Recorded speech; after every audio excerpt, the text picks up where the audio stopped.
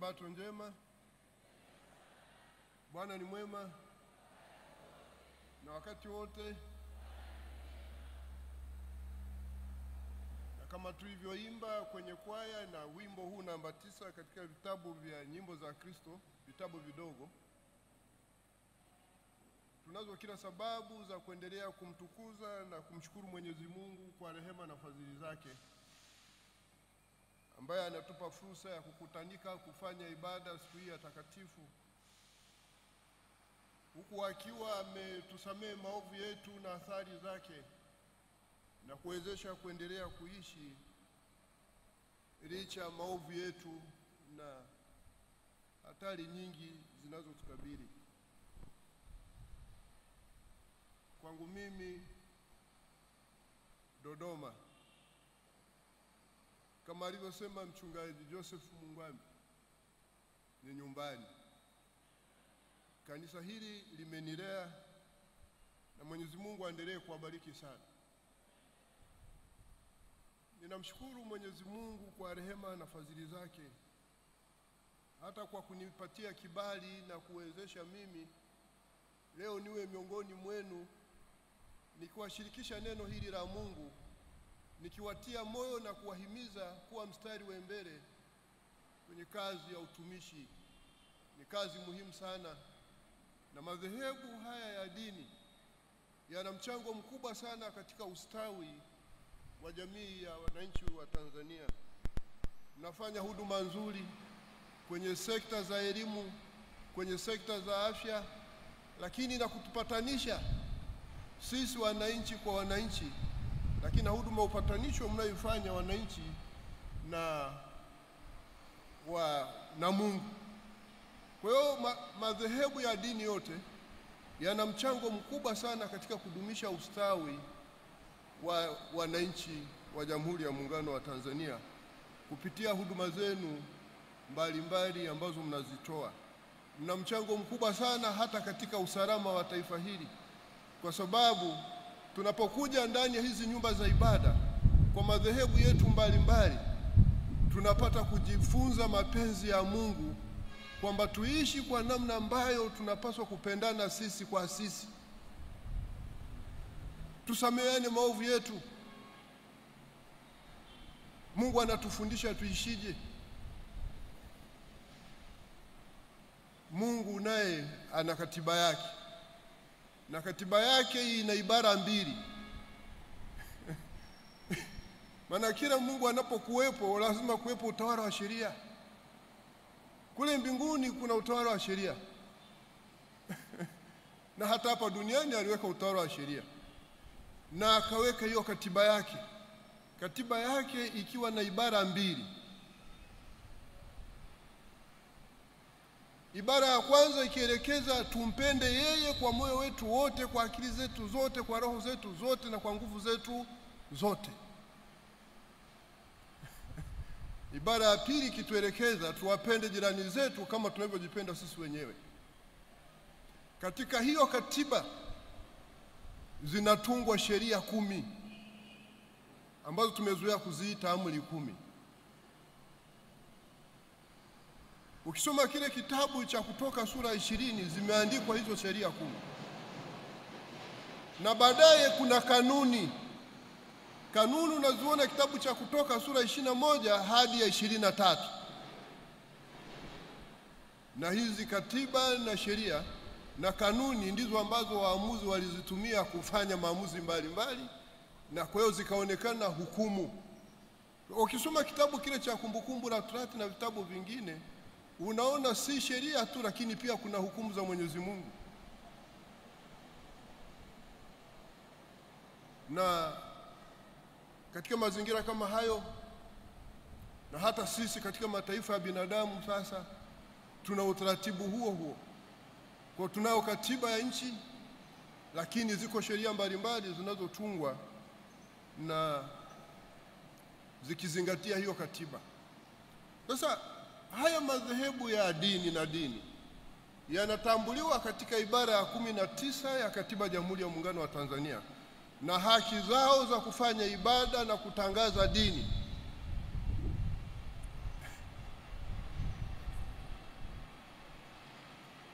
kwa namna ambayo chini ya sheria zinazoweka taratibu ambazo zitadumisha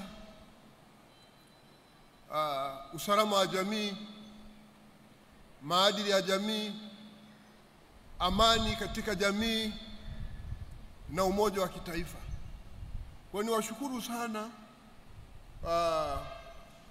viongozi wa kanisa na viongozi na sisi waumini wote kuendelea kulitambua hili na kulidumisha kwa ufanisi ipasavyo. Na ninyi kwa hili mnalofanya, Mungu ataendelea kuwabariki sana, kwa sababu pia mnafanya kazi ya upatanisho kwa ajili yetu sisi wenyewe wanajamii wa Jamhuri ya Muungano wa Tanzania, mtu na jirani yake, lakini pia sisi sasa waumini wa madhehebu yote na Mungu. Na hiyo ndio dini, kwa sababu dini ni mwongozo wa Mungu ambao unatuelekeza namna tutakavyohusiana naye Mungu katika upendo na namna tutakavyohusiana na wanadamu wenzetu katika upendo. Ndio msingi wa ile ibara mbili katika ile katiba ya Mungu, na ndio msingi wa zile sheria 10 zinazozungumzwa ambazo zinagawanyika katika makundi mawili, moja likiwa kumpenda Mungu na lingine ikiwa ni kumpenda jirani yako. Kwa mimi napopata fursa kama hii, ninapaswa pia niliseme hili kwa sababu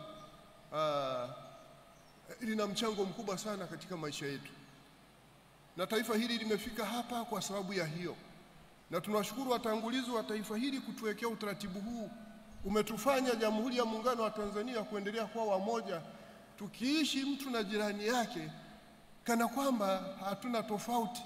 Tofauti zetu za kidini hazijawahi kutufanya tusiwe wamoja. Na ndio maana hata unatuona tunakuja tunazungumza. Mimi nichukue nafasi hii kuwashukuru Watanzania wote kwa kudumisha hii tabia ambayo ni ya umoja, ya kupendana hivi, ya mshikamano, ya ushirikiano, kwa namna ambayo tutadumisha ustawi wa taifa hili. Nawashukuru sana viongozi na waumini wa madhehebu yote ambao wanatenga muda wao kuombea serikali ya Jamhuri ya Muungano wa Tanzania kwa ujumla, na ikiwemo na mimi nakuwa humo. Mimi naponea hapo. Lakini wengine wananiombea binafsi, na wako wengi, na Mwenyezi Mungu aendelee kuwabariki sana. Kazi hii si kazi ambayo ni rahisi sana, kazi ya kutoa haki. Nawashukuru viongozi wa kanisa kwa kuendelea kuniombea. Mungu aendelee kuwabariki sana, na kila muumini na kwa dhehebu lake wanaofanya ibada kwa ibada zile za asili, dini za asili, wanaotuombea sisi serikalini na hata mimi binafsi, Mungu awabariki sana. Wale wanaofanya ibada kwa hizi dini hizi za sasa hizi za kwetu hizi za Ukristo, za Uislamu na madhehebu mengine, ili mradi sisi wote tunamuomba Mungu aliyeumba mbingu na nchi na dunia ambaye tukimjua yeye ndo tunapata uzima wa milele. Mungu aendelee kuwabariki sana kwa huduma yenu hii. Mnatufanya kuendelea kuwa na akili nzuri ili tuweze kuifanya kazi hii ya utumishi kwa namna ambayo itachangia sana kuleta ustawi wa taifa hili. Sasa baada ya kusema hayo, ndugu zangu, niseme tu kwamba leo tuna shughuli mahususi kwa ajili ya ujenzi wa ofisi za jimbo kuu la katikati ya Tanzania Central Tanzania Field. Mafungu tuliyoyasoma yanaweka kanuni, namna ya kanuni zinazopaswa kutuongoza tunapokuwa na shughuli za aina hii. Mafungu yale yalikuwa ni mahususi wakati ambapo Mfalme Daudi alikuwa amewakusanya watu wake kwa ajili ya kukusanya fedha kujenga nyumba ya ibada, nyumba ya Sara. Na wote tunafahamu kwamba nyumba ya Sara ndiyo lango la mbinguni.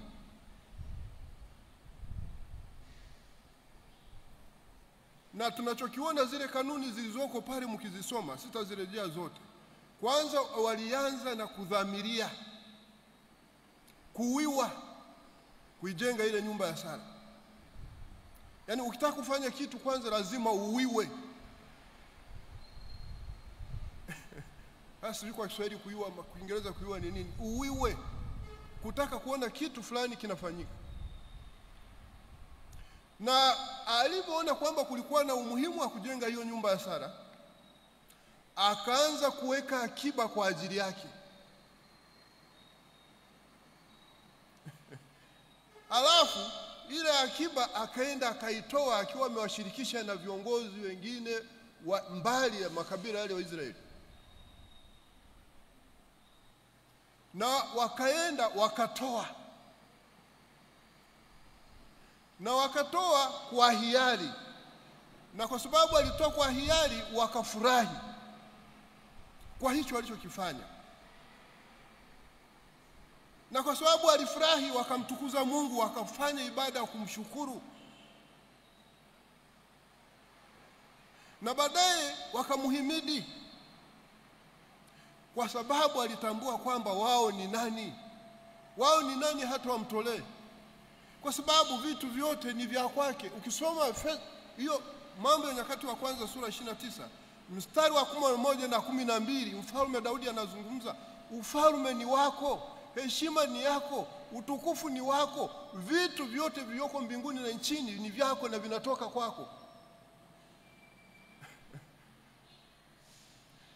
Hata mali zote wewe ndio unawapa watu utajiri, na heshima unawapatia wewe, na wewe ndio unawawezesha. Sisi ni akina nani hata tukutolee hivi? Kwa sababu ni vitu vyako ambavyo tumekutolea wewe.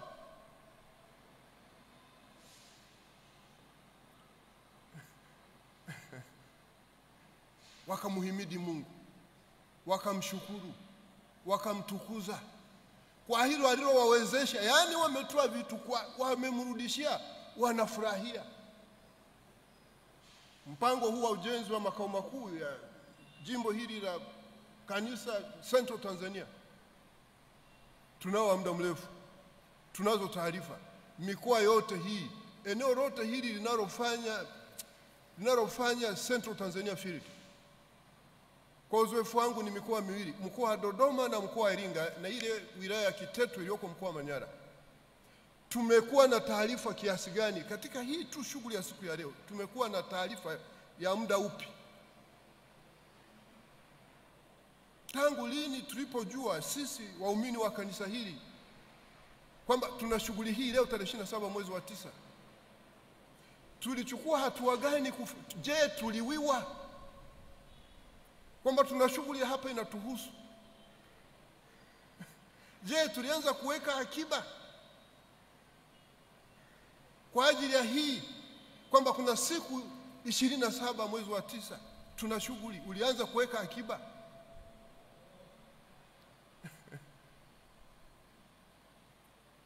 Je, umejiandaa sasa kuitoa au umeshaitoa? Maana wengine wameshatoa tayari, wameshaweka kwenye benki. Na wale ambao hawajatoa ndio usubiri leo watatoa. Na watakapotoa watatoa kwa hiari. Na watafurahia na watamtukuza Mungu kwamba wewe Mungu ndio uliyetuwezesha tukapata vitu hivi, tunakushukuru. Wewe ndio uliyetupatia heshima hii. Wewe ndio unaendelea kutupatia uhai. Wewe ndio umetupatia hata familia na watoto. Wewe ambaye ndiye mwenye utukufu na mamlaka na uweza, wewe ndio uliyetupatia hata madaraka haya na mambo mengine ya kufanya. Wewe ndio uliyetubariki kwa mambo mbalimbali. Tunatambua kwamba hivi vitu ni vya kwako. Tukafurahi, tukamtukuza. Tunapomtolea Mungu tunaendelea kuwa na tabia hiyo. Tunapohimizwa na viongozi wetu mahalia, iwe ni makanisa tunaosali, iwe ni katika ngazi ya kitaifa kama ambavyo leo tunajumuika na viongozi wetu kutoka majimbo makuu ya Tanzania, kusini na kaskazini. Tunafurahi Tunafurahi kama ambavyo wale wananchi walifurahia Mfalme Daudi alivyowakumbusha, wakaungana na yeye. Hatujengi leo nyumba ya ibada, tunajenga makao makuu ya shughuli zitakapokuwa zinaratibiwa kwenye kazi hii. Na Mungu ana utaratibu wake, ni Mungu wa mpango. Ukisoma kile kitabu cha Ezekiel sura 45, kimeweka utaratibu. Lilitengwa eneo ambalo linaitwa sehemu takatifu. Kwenye ile lugha wanasema the holy district. Na katika eneo hilo takatifu wameeleza hiyo sehemu takatifu katika ule mji wa Israeli, mji wa Yerusalemu, wameweka hata na ukubwa wa hilo eneo. Na katika eneo hilo ndiko lilikojengwa hekalu hili ambalo mfalme alikuwa analiombea. Hilo shughuli hii tunazungumza hapa. Na katika eneo hilo ndiko kulikuwa na nyumba za watumishi watakao hudumu katika hilo hekalu, ikiwa ni pamoja na sehemu itakapowekwa zile hazina. Kwa hiyo Walawi waliishi katika eneo hilo. Si kitu kipya. Si kitu kipya. Ni mpango wa Mungu. Laiti kama tungekuwa na maeneo hapa, hata hizo ofisi ingejengwa eneo hili, au sehemu zote zingekuwepo. Na ndio maana katika maeneo mengine tunapoanzisha unakuta si tu kwamba kutakuwa na nyumba ibada hapo, kutakuwa na ofisi zao, kutakuwa na makazi yao. Ndio utaratibu, ni utaratibu wa halali.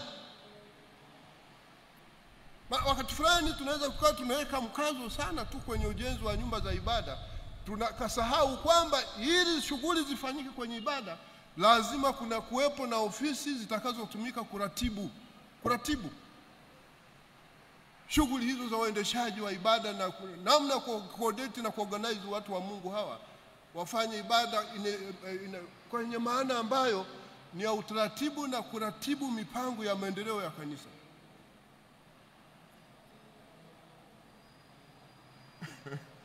Sasa mimi nitasomea tena Mambo ya Nyakati wa Kwanza sura 29, lakini mstari wa 12. Napowatia moyo ndugu zangu popote pale mlipo kwa ajili ya hii shughuli.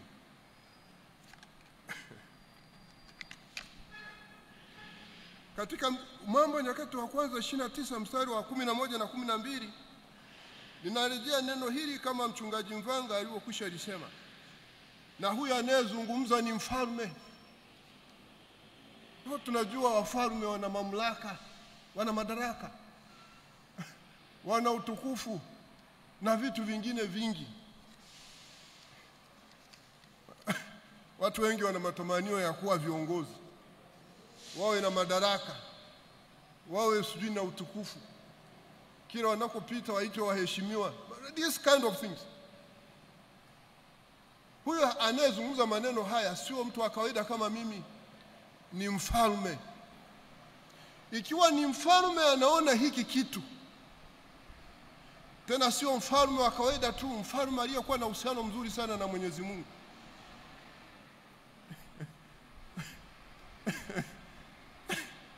Anasema haya, sembuse sisi. Huyu anatambua kwamba hata ule ufalme wake na utukufu aliopewa na karama zikiwemo na karama za kuimba alizopewa na uhai aliendelea kuwa nao hata katikati ya hatari nyingi zilizokuwa zinamkabili, hata alipokuwa anapambana na simba na wanyama mapolini, hata alipopambana na Goliati, hata mfalme Sauli alipokuwa anatafuta kumuua, hata mwanawe alipokuwa anataka kumuua Absalom bado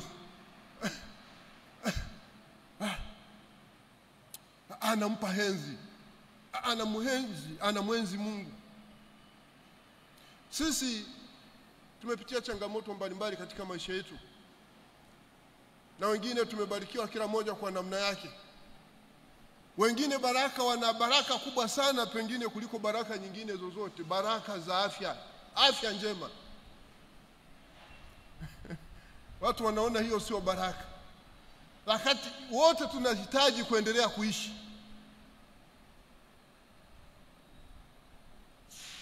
Mfalme Daudi anasema hivi: Ewe Bwana, ukuu ni wako, na uweza na utukufu na kushinda na enzi, maana vitu vyote vilivyo mbinguni na duniani ni vyako.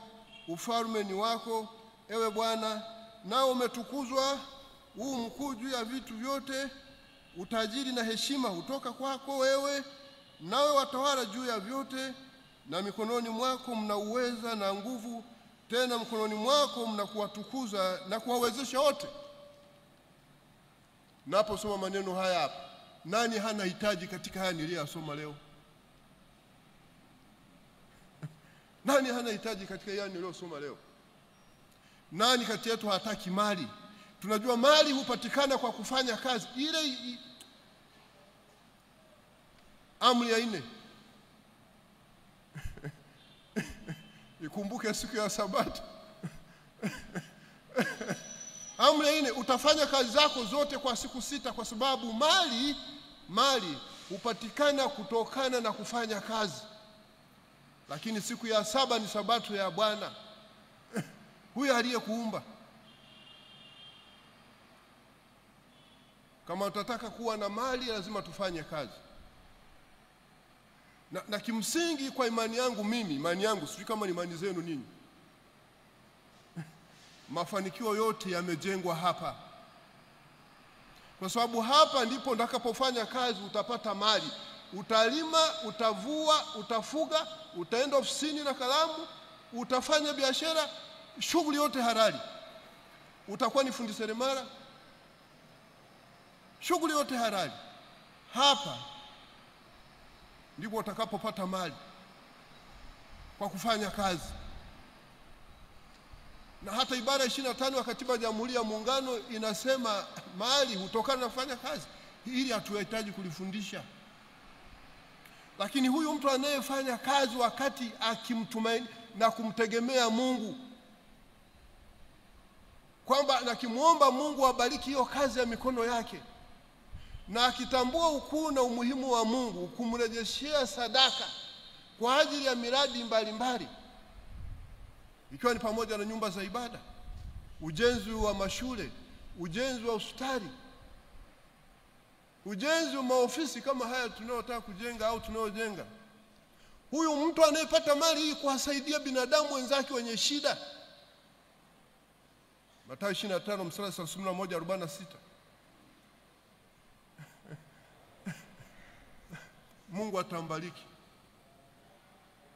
Wakati fulani ninyi waumini wa Sabato mmechukulia hii Sabato kama sijui vitu gani tu hivi. Hamjatambua hata umuhimu wake.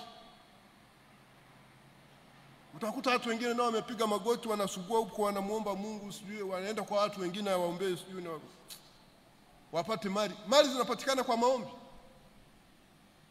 Mtakujega kuishia sehemu mbaya kabisa, afu mtaasi na kanisa. Mali siku zote hupatikana kwa kufanya kazi. Na msingi umewekwa kwenye amri hii ya 4. Na baraka zote ziko pale. Ukimwamini Mungu huyu, wewe ni akili yako kwanza itakuwa nzuri. Hizo mali unazozipata hutazitumia vibaya. Mara nyingine uhonge huku, mara nyingine unywe pombe, mara nyingine sijui upeleke kwa chai wa wapi, mara nyingine sijui upeleke wapi. Na hata akili yako itakuwa nzuri. Sisi tuna hazina kubwa, but we are drifting away from this hazina. Watu wataki kusikia tena neno la Mungu. Hiki kilichotukusanyisha hapa leo, nimemsikia mchungaji Mvanga anazungumza habari za milioni 400 sijui. Katika hii mikoa hii miwili. Na hiyo wilaya ya wapi? Ya Kiteto. Hivi hatuna watu 400 ambao wanaweza waka-afford tangu tulipotangaziwa kupata milioni 1. Hawapo. Hawatumishi tu wa umma hawa na chukua suruali zao na tai wa asubuhi na miwani wanavaa, sijui wanaenda ofisini. Can't they afford even to have a single million kwa hii miezi mitatu ambayo tumepangiwa? Halafu hii habari ya kuwasumbua wachungaji, njoo mniombee sijui nipate cheo, sijui nipate mwanamke, halafu sijui nipate kazi, and then you are not so much dedicated to the Lord. You are doing good. Yaani Mungu wetu atusamee sana.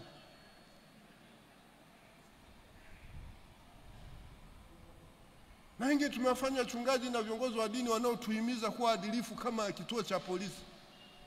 Akija kusimama mchungaji mmoja hapa, hii dunia hii siku hizi hata hamtaki kuambiwa mtoe nani. Unasema tumechoka. Halafu ngoja nitazungumza huko mbele. Mimi niwaambieni sana watumishi wa Mungu. Niwaambieni sana. Kuna faida kubwa sana katika kumtumikia Mungu. Kuna faida kubwa sana katika kumtumikia Mungu kuliko mnavyofikiria nini. Our investment has been misplaced. Hivi nazungumza haya wakati leo tunahitimisha lesoni ya robo ya 3. Tumejifunza nini all along katika historia ya wana Israeli? Kwa nini aliwaruhusu waondoke na familia zao, waondoke na mifugo yao, baadaye tena wachukue mali kutoka kwa Misri wale, wakapata walipowaomba majirani zao, wakawapa mali, dhahabu. Vimetajwa hivi vitu wote tunajua. Vitu alivyowapatia navyo. Hivi vitu vilihusia hizi mali walizoambiwa waondoke nazo, iwe ni mifugo.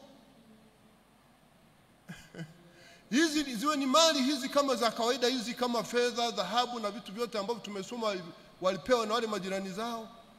Vilikuwa na uhusiano mkubwa sana katika uhusiano wao wenyewe na Mungu na uhusiano wao wenyewe na wanadamu wenzao. Kwa sababu moja, ile mifugo ndio ilikuwa inaenda kutumika kwenye ibada. Ilikuwa inaenda kutumika kwenye ile ibada. Mnafahamu baadaye palijengwa patakatifu hapa duniani, ile hema ya kukutania, the tabernacle ambayo tumejifunza leo hapo sijui na nini. Na zile fedha na mali walizoondoka nazo kule ndio wangezitumia kujenga hiyo sehemu ya kukutania na Mungu.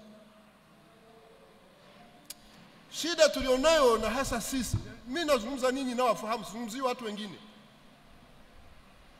Bahati mbaya sana watu walio na nuru kubwa ndio wanatendi kudrift away.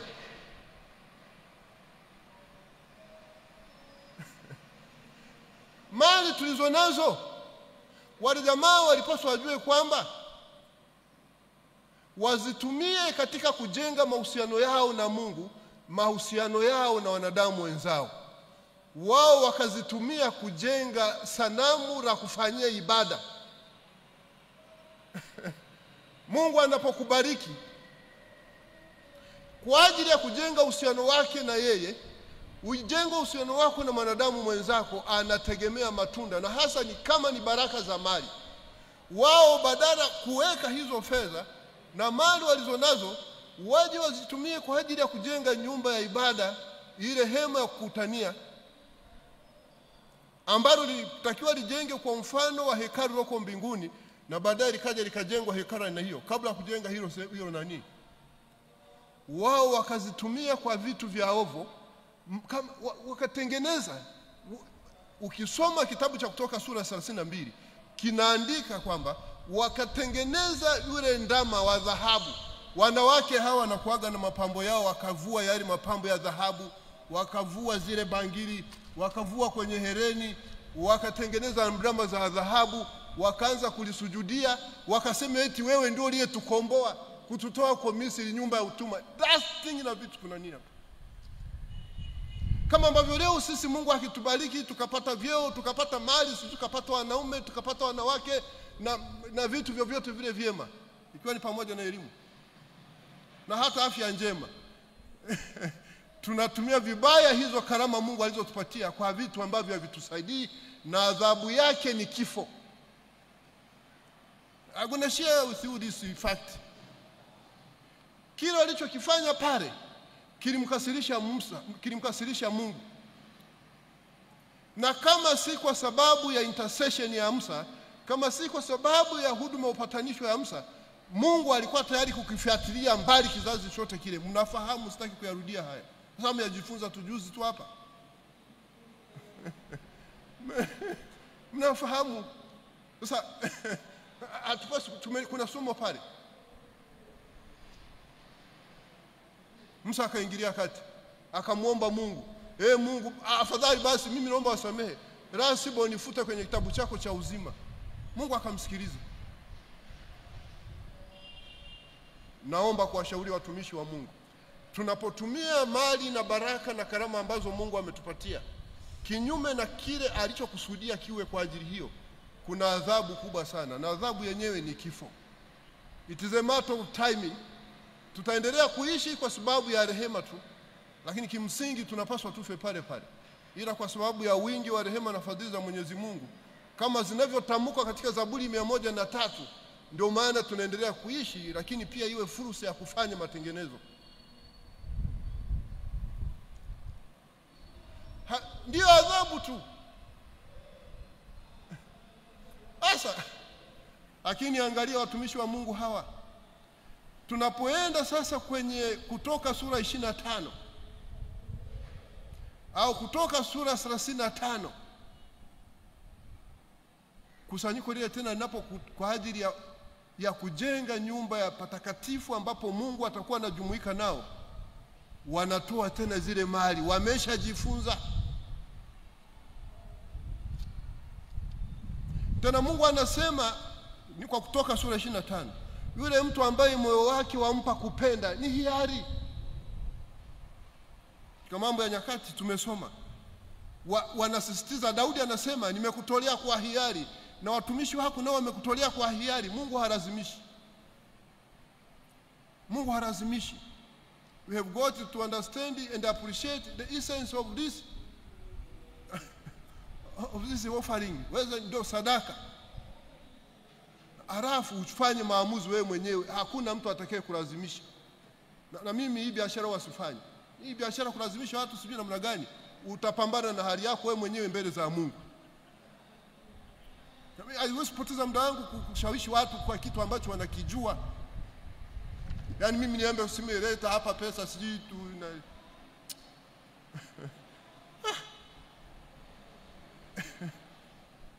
na katika Kutoka sura 35 maneno yale yale yanarudiwa, ambaye moyo wake wampa kupenda. Na hiyo kwenye sura 35 imejirudia mara kadhaa. Na tena inaandikwa wale wenye hekima wakatoa. Wenye hekima. Sura 35 ya Kutoka, sitaki kuwakumbusha haya yote. Mithali sura ya 3 mstari wa 5 hadi wa 9 anazungumza juu ya umuhimu wa kumtegemea Mungu. Na hekima ya Mungu na akili ya Mungu sio hekima yako na akili yako. Ukasema kwa sababu mimi na kipara, mimi nitafanya jinsi ninavyotaka. Na vijana nao vaa tai hapa na nini, hii tai nazo zimetuharibu sana.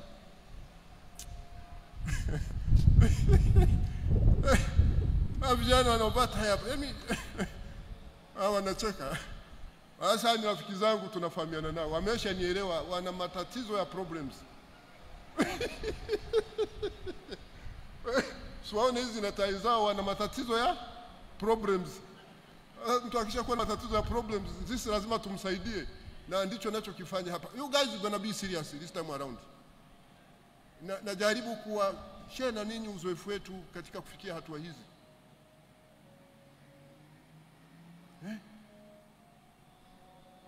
Leo mnataka kufanya Mungu kuwa kituo cha polisi.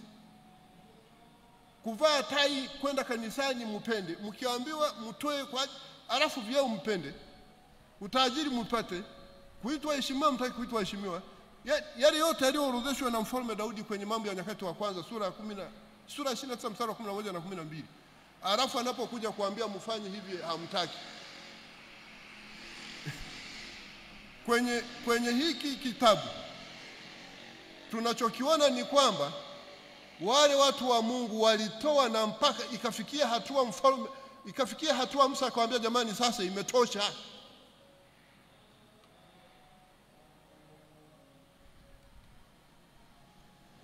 Wachungaji, mimi niwaambieni, ushauri wangu kwenu, endeleeni kutuhimiza na kutufundisha umuhimu wa huduma hii, hamtachoka.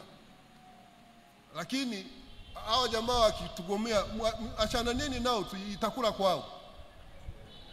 Adhabu ni hapa. Kwa nini mpoteze muda wenu mpaka wasijui wa nini, na mpaka mfunge safari kuja kututembelea eti ndio tutoe hela? Alafu akili ya ovyo imeingia kanisani. Leo hii kumtolea Mungu mpaka tuimbiwe, mpaka tuandaliwe chakula. Nadhani mmeona nini? Kukiwa na shughuli ya kuchangia kwa ajili ya ujenzi wa nyumba ya ibada, mpaka na wahubiri tutatoa sijui Msoma, wengine watatoka Mtwara, kana kwamba hao wanakuja kuzungumza maneno tofauti ambayo hayapo kwenye Biblia tunaishi nayo.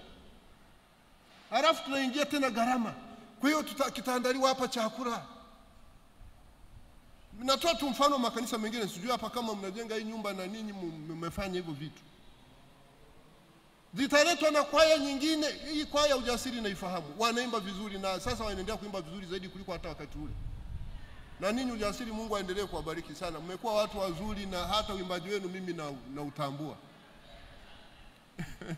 Na utambua, na Mungu aendelee kuwabariki sana, na mwalimu wenu na wachungaji wenu na waumini wenu wanaowaunga mkono. Na hata uniform zenu hizo ndivyo wanavyopaswa iwe. Waimbaji wanapaswa wawe na uniform. Na huduma ya muziki ni ya muhimu sana, pengine kuliko hata ya kwetu sisi tunaohubiri hapa na maneno makali. Kwa Mungu awabariki sana. Mungu awabariki watumishi wa Mungu. Hivi mimi nilikuwa najiuliza, kwa nini mpoteze muda wenu kuwashawishi sana watu? Hivi chakula, fedha tunayoitumia kuandaa chakula siku hiyo eti ya chagizo, ingetumika kuongeza mifuko ya simenti, ingeongeza nondo, ingefanya sijui vitu gani. Yaani kabisa, na hasa watu wanaotoka huko Msoma, yaani sijui wakoje wale jamaa. Alafu anachokuja kula hapa ni wali na nyama ambavyo wanakulaga nyumbani kwao. Lakini ili wamtolee eti mpaka waje wawekewe chakula hapa, wapikiwe. Alafu hii kwaya Ujasiri hawataki tena, itaitwa kwaya sijui kutoka wapi ndio ije hudumu siku hiyo. Mchungaji Mvanga naye hawamtaki tena, ataitwa mchungaji sijui kutoka kule Tarime ndio aje hudumu hapa. Anakuja kwa value gani? Atakoya sema ni haya yaliyoko tu ndani. Alafu mchungaji na hiyo kwaya wakileta wanamgarimia tena. Hii hela singetumika kuweka matofali hapa. Akili za zamani hizi sijui zinatokaga wapi, hata mimi sijui. Hasa watu wa Msoma, hao jamaa muangalie sana mu makanisani. Wanaleta hii mipango hii kama hakuna sijui vitu gani. Wanakuwa bunifu, afu kazi ya Mungu haiendi. Ukiwahimiza kufanya hii ibada wanakusensa, wasema jamaa asije kuhudumu tena hapa. Hii kanisa wamelifanya kwa kanisa lao. Kanisa hili nani? Sasa sikilizeni. Tutamalizana hapa.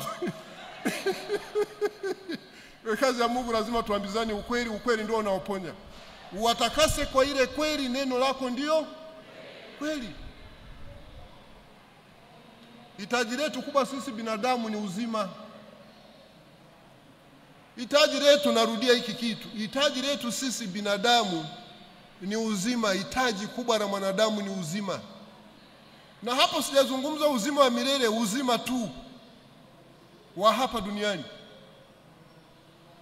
Huyu ambaye ndio sosi ya hivi vyote anakuambia hutaki kutii, hutaki kutekeleza. Hutaki kutii, hutaki kutekeleza, lakini bado unamtegemea. Na ndugu zangu, niwaambie kitu, bahati mbaya sana watu wanaodaiwa wamefanikiwa katika maisha yao kwa namna mbalimbali, na hawa ndio wanaopenda kuendelea kuishi. Hawa ndio wanapenda kuendelea kuishi ili kufaidi hawa wanaoita mafanikio.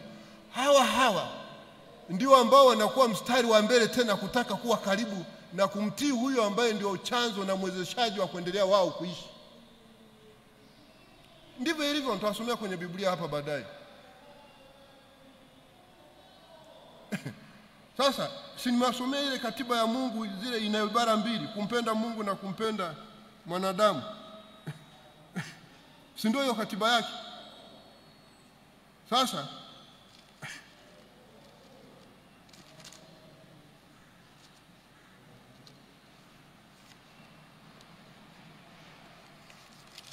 katika Luka sura ya 10 mstari wa 25 hadi wa 28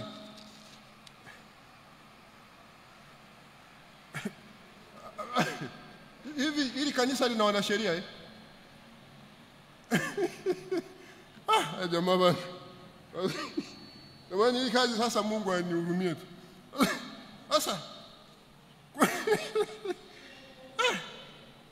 basi wanasheria sura 10 mstari wa 25 Luka.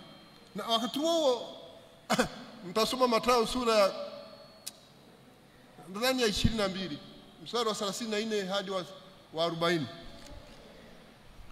Na tazama, mwanasheria mmoja alisimama mjaribu akisema, mwalimu, nifanye nini ili niruhusu uzima wa milele? Akia wanasheria ndivyo ilivyo, wanapenda kujaribu watu. Ha, jamaa sijui alisoma wapi. Akamwambia na Yesu naye anamwambia, wewe si mwanasheria, imeandikwa nini katika Torati? Wasomaje? Yule mwanasheria akajibu akasema, mpende Bwana Mungu wako kwa moyo wako wote na kwa roho yako yote na kwa nguvu zako zote na kwa akili zako zote, na jirani yako kama nafsi yako. Akamwambia, umejibu vyema, fanya hivi nawe utaishi. Katiba ya Mungu inaongozwa na hizo ibara mbili tu. Hawa na sheria wanapenda kuishi sana maisha marefu. Japo kwa alikuwa anaenda kumjaribu Yesu. Maana katika ile jamii wachungaji watawaambieni, ndio watu walikuwa wanaonekana kama sijui watu ambao ni fani ya kipekee hivi, wanafafanua zile sheria za Mungu, ile Torati ile na nini. Na wao walikuwa wepesi kwa bana wengine na mahatia, lakini wao wenyewe wakiwa kama huru hivi. Na nitasoma tena Mathayo sura 28 ambayo inafanana tu na hiyo, lakini kuna kitu nataka kusisitiza hapa. Mathayo sura 22 mstari wa nadhani wa 30 na mstari wa 34 mstari wa 34 na Mathayo 22 mstari wa 34. Na Mafarisayo waliposikia kwamba amewafumba kinywa wale Masadukuyo, walifanya shauri pamoja. Mmoja wao mwanasheria akamuuliza akimjaribu, yani huyu tena mwanasheria ambaye pia alikuwa Farisayo anamuuliza Yesu akimjaribu, mwalimu, katika Torati ni amri ipi iliyo kuu? Akamwambia, mpende Bwana Mungu wako kwa moyo wako wote na kwa roho yako yote na kwa akili zako zote. Hii ndiyo amri iliyo kuu, tena ya kwanza. Na ya pili yafanana nayo, nao ni hii, mpende jirani yako kama nafsi yako. Katika amri hizi mbili hutegemea Torati yote na manabii. Na ndio maana sasa anazungumza katika Mathayo sura ya 7 mstari wa 12. Anasema hivi, anaweka ile kanuni ambayo huita sisi tunaita kanuni ya kidhahabu, the golden rule, itayoongoza uhusiano wetu sisi na wanadamu wenzetu na uhusiano na Mungu. Anasema, basi yoyote mtakao mtendewe na watu, nanyi watendeeni vivyo hivyo, maana hii ndiyo Torati na manabii. Niko kwenye katiba ya Mungu yenye hizi ibara mbili, ndizo anazozungumza hapa mimi. Na kuna sababu kwa nini Mungu anachukua nafasi ya kwanza katika maisha yetu. Kwanza, yeye ndio aliyetuumba. Alituumba tuishi maisha ya umilele. na akatuwekea sheria kwamba ili utawala wa sheria sasa ndio nazungumza hapa. Kama bana utataka kuishi, huu mti usile. Ukila matunda yake utakufa hakika. Shetani alipomwambia mkewe kwamba hakika hawatakufa, naye akafuata na mkewe akala.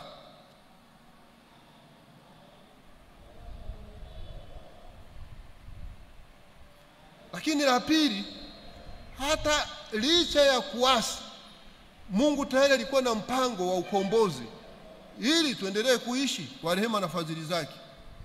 Na yeye ndio anayetutafuta, akamtafuta Adamu na mkewe.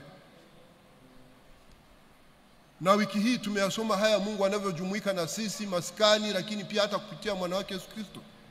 Sitaki kuzungumza sana hili.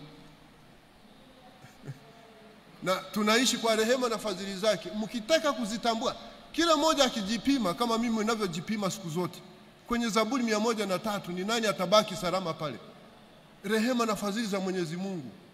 Hiki ndicho kitu kinachotufanya tuambiwe kumcha Mungu, yani kumwogopa. Sio kumwogopa kwamba anatisha, kwa sababu ya wema wake na rehema na fadhili zake anazotufanyia sisi, licha ya dhambi zetu na hatari na changamoto nyingi zinazotukabili. Huyo mtu anayekufanyia mema utatakaje kumkosea katika maisha yetu sisi hapa? Yule mtu ambaye ananifanyia mambo mazuri, mambo mema, hata nikimkosea ananisamehe, nikiwa na shida ananisaidia, ninakuwa muoga kumkosea. Ndio decency hii ya kumcha Mungu. Sio kwamba anatisha, ana nguvu kubwa ndio, lakini anatupenda. Tutambue nafasi yake katika maisha yetu. Nimesomea Mambo ya Nyakati wa kwanza sura 29 mstari wa 11 na 12. Ni nani kati yetu ambaye hayataki yale? Na Mungu ametubariki kwa mambo mengi. Mungu ametubariki kwa mambo mengi. Nimeambia kwamba adhabu ya mtu ambaye hatambui matumizi ya mali yake kujenga uhusiano wake na Mungu katika upendo, kujenga uhusiano wake na wanadamu wenzake katika upendo, adhabu yake ni kifo. Kwa akili yenu mnadhani kwamba ile nyumba ya hema kukutania pale waliokuwa wanajenga wale Wayahudi pale ilikuwa kwa ajili yao peke yao? Wao waliteuliwa kama taifa, wanaandaliwa kama pilot project ambao kutoka kwao ndio injili ingeenea duniani kote na watu wote wangepata wokovu kupitia kwao. Na ndio maana naambia ninyi ni makuhani watakatifu kwa ajili ya mataifa. Petro anakuja kuyazungumza hapa, Petro wa kwanza sura ya 2 mstari wa 9. Ninyi ambao zamani hamkuwa taifa, sasa mmekuwa taifa, makuhani wa kifalme, taifa takatifu, mpate kuzitangaza fadhili za Mwenyezi Mungu. Kwa hiyo watu wanaotoa hizi fedha kwa ajili ya ujenzi wa nyumba za ibada, kwa ajili ya ofisi za hizi za nani, wanadhani wanamtolea tu Mungu. Wanatimiza hii amri ya kwanza, lakini pia wanatimiza hii amri ya pili, ni kwa ajili ya binadamu wenzao. Na usipotekeleza hiyo, adhabu yake ni kifo, kama ambavyo wale jamaa ilipaswa wafanye. Na mtaona wengi wao waliishia jangwani, hawakukross kwenda hiyo nchi ya Kanani. Sasa kama tunakiri kwamba sisi wote hapa Mungu ametubariki kila mmoja kwa namna yake, changamoto tulionao watu wengi sasa tunadhani kwamba baraka ni mali peke yake. Baraka za afya njema hatuoni tena kama ni mali, bali baraka za kupata watoto na ndoa hatuoni tena kama ni baraka. Ndio maana unakuta vijana wataki kuoa, lakini wamevaa tai hapa na miwani na suruali zinabanisha matako yao, alafu kuna mifuko ukiumuliza kwamba utadhani kuna hela, sijui anaweka kitu gani. Na wangekuwa na hela tungekuwa tunahangaika hapa. Hivi mtu mzima mimi nakuja kuzungumza nini hapa mimi?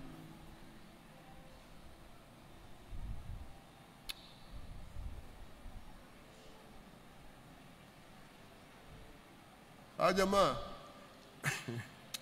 lakini ninyi watu wazuri, Mungu aendelee kuwabariki sana. Jamaa akili zao ni nzuri.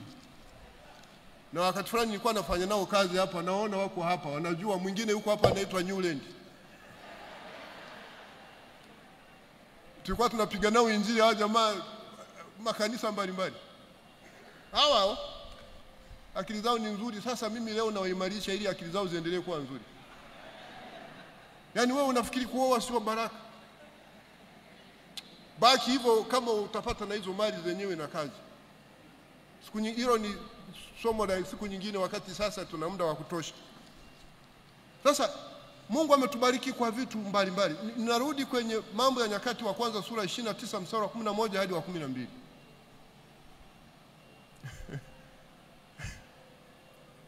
Leo hii tatizo lilikuwepo hata zamani. Hata kipindi cha Yesu, hii akili ya kutotambua nafasi ya Mungu na kumtolea ilikuwepo. Kwenye siku moja Yesu alikuwa hekaluni.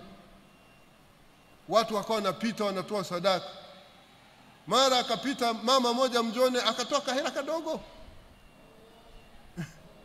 Yesu akasema huyu ndiye aliyetoa kuliko wote, kwa sababu hao wengine wametoa katika wingi wa mali walizonazo, lakini huyu alichokuwa nacho ndio ameleta hapa. Na sisi hatuambii leo mwende mchukue hela zenu zote huko mlete hapa, vitoto visiende shule, mshinde njaa, mlale usingizi. Hapana.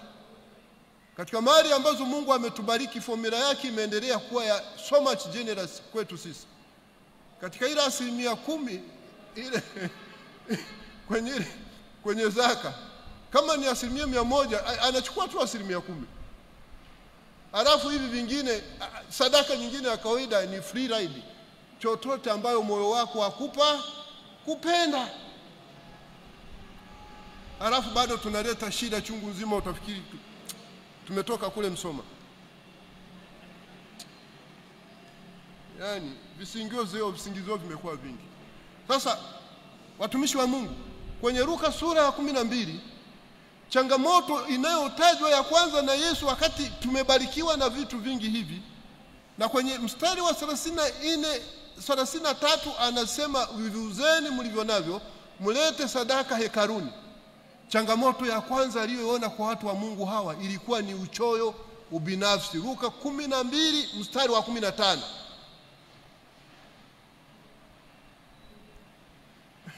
Uchoyo, ubinafsi, mali unazo hutaki kuzifanya. Wewe Yusuf Zege hapa umekuja hapa, mimi unanionaga na fedha. Tukubaliane tu kweli, uliwahi kuniona mimi lini mimi ni tajiri? Nimefanya nini kwenye huduma kanisani? Smart, yani yule moyo tu. Mungu anachoangalia ni dhamira yako na uwezo ulio nao na jinsi alivyokubariki. Sio lazima ulete hapa fedha. Mungu amewapa wengine karama, ni wahandisi. Leo wahandisi tunaona makanisani wakitaka kufanya kazi hizi nazo za kutuchorea tu ili jengo eti mpaka tumulipe. What is this? Hiki ndicho tulichojifunza wiki hii kwenye Kutoka.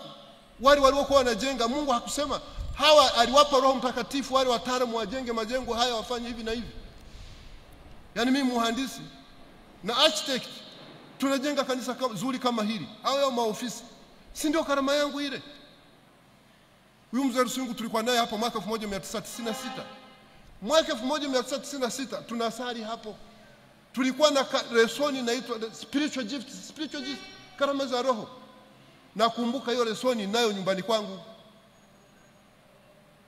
Hata leo hii tukienda nitakuonyesha hii lesoni hii hapa. Lesoni ya karama za roho, kwa Kiingereza spiritual gifts. Ilisema hivi, ukiacha hizi karama zilizotajwa kwenye Biblia haziko exhaustive. Wakasema kipaji ulichonacho kama daktari, muhandisi, mwalimu, utakapotumia hivyo vipaji kwa ajili ya kudumisha au kukuza na kuendeleza utumishi wa Mungu, hiyo inageuka inakuwa karama. Hivi jengo hili hapa, kama kwa aliyelichora, mimi hapa ni mhandisi, natoa mfano. Hili jengo aliyelichora, kama ingekuwa ni gharama kwenye market value price, tungemlipa kiasi gani? Mimi nasema ninajitolea, ndio mchango wangu. Hivi simetoa hela nyingi sana, alafu mnataka teneti nikulipe? Hii roho hii sijui inatokaga wapi? nawaambieni adhabu ya wachoyo ni kifo. Ndilo linalopatikana kwenye Luka sura 12 mstari wa 21. Kwenye kile kisa cha tajiri, na mstari wa 21 anasema ndivyo hivyo ajitajirishaye nafsi yake asijitajirishe kwa Mungu. Mnatafuta vifo for nothing. Hapa nakuwa nasisitiza kwa sababu ni nani anayetaka kufa?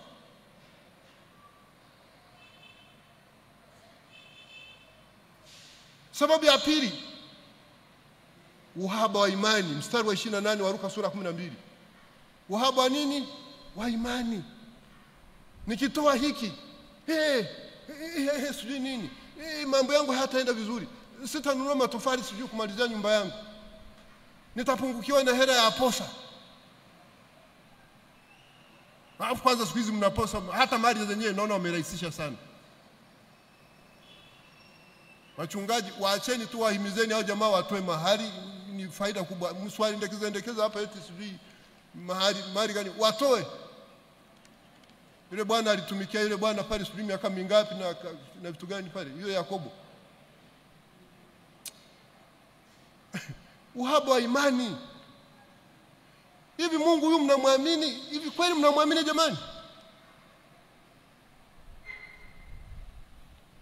Ninawaulizeni maswali ninyi mnaonisikiliza hapa. Tangu mmeendelea kuwa wachoyo hivi na kuwa wahaba wa imani, mmefanikiwa katika maisha yenu? Familia zetu hazikumbwi na majanga na vitu vingine vya ovyo ovyo ambavyo vinatufanya hizi hela tuzitoe tuzipeleke kwenye haya mambo? Imani ndogo.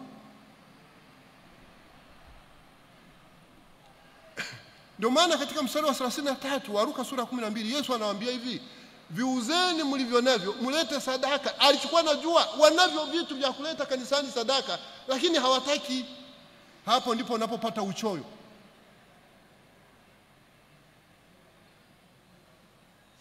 Wanazani vile vitu ndio vitawalinda. Huyu tajiri mpumbavu tunayesoma kisa chake hapa, vitu vile vilimlinda.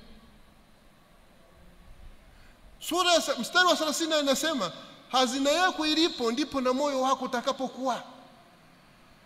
Maana yake ni kwamba utakapoenda huko mbinguni sio kwamba utakuta mali zako.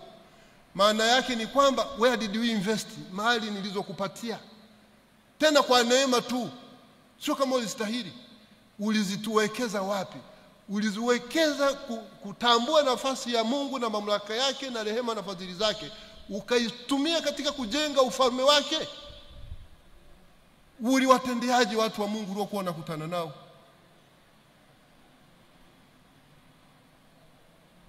Kama wewe uliwekeza kwa shetani, huwezi kwenda mbinguni na huwezi kuwa na Mungu. Utakuwa nayo shetani wako popote pale mtakapokuwa naye. Kama mali zako ulitumia kuwekeza kwenye ufalme wa Mungu, utakuwa naye kule. Habari ya kusema kwamba mtazikuta hizo huko mbinguni, hamtazikuta. ni lugha tu ya kucommunicate. Kwanza watu wengine wanaamini kwamba mbinguni yetu watakaa milele. Mbinguni ni makazi ya Mungu ya milele. Huwezi kukaa kule mbinguni. Ufunuo sura 21 mtaishi huko kwa hizo siku zilizotajwa. Sijui ni siku, sijui ni miaka, hata haijulikani. Katika context ya unabii. Kisha nikaona mbingu mpya na nchi mpya, ambapo maskani ya Mungu itakuwa ni pamoja na wanadamu. Hakuna tena kilio wala machozi wala maradhi, maana mambo ya kwanza yameshapita. Mungu ameyafanya yote kuwa mapya. Hivi tuachane na mambo ya mali na utajiri na vyeo na vitu vingine vyote. Kati yetu hapa nani hapendi kuishi? Kati yetu hapa nani hapendi kuishi? Watu wengine wanapenda waishi ili waendelee kuvaa tai hapa kama hao vijana hapa. Yaani yeye kuishi kwake ni kwa anavaa tu tai hapa.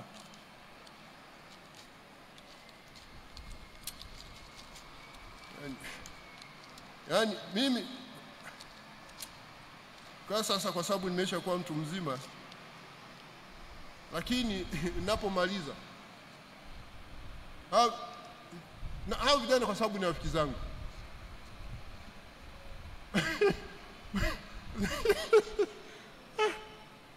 basi bwana, ngoja niache tu hapo.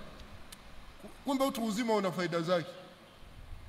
Kule Msoma kule vijana kama hawa wamefikia umri wa kuoa, hawaoi. Alafu nakuta wanatembea tu kwenye makokoro kule ziwani, wanavua samaki. Wanawasubiri kwenye misiba. Wanasema bana twende ziwani tukaoge. Kumbe wameshaandaa na viboko. Kifika kule ziwani wanachapa viboko. Alafu anachukuliwa binti kwenye ukoo ule wanamuozesha hapo, alafu anaacha kutangatanga. Sasa tena sio Msoma, watatupeleka mahakamani. Tutahukumiwa. Wachungaji hao ndio wanawaletea shida. Muwasaidie waoe. Kuna baraka kubwa sana kwenye ndoa. Mimi naambia kuna baraka kubwa sana kwenye ndoa. It makes you to be so much more responsible. Familia inavyoongezeka unaanza kuwajibika, akili inaongezeka ya kutafuta mali halali. Ni biashara, ni kilimo, ni uvuvi. What is it? Endeni Mungu anakubariki. Na baraka nyingine zinaletwa tu na mkeo na watoto au na mmeo. Na alafu na ninyi mabinti mambo ya kuchagua wanaume hapa eti hawana magari. Nini kwa nini hamna?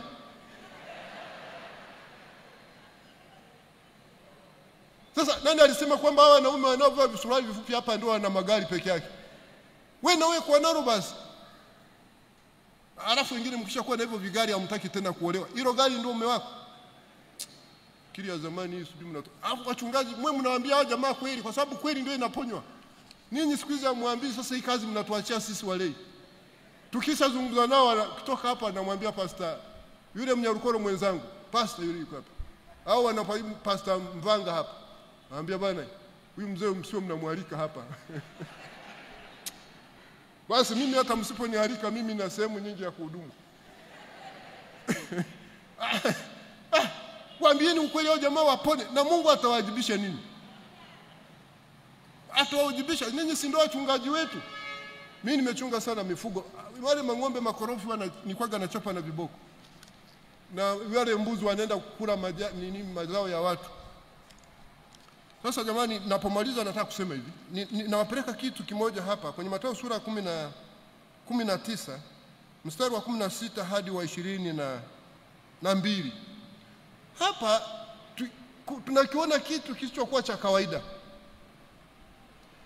Ni mara chache sana kumkuta kijana ambaye pia ni tajiri, alafu tena ni kiongozi serikalini.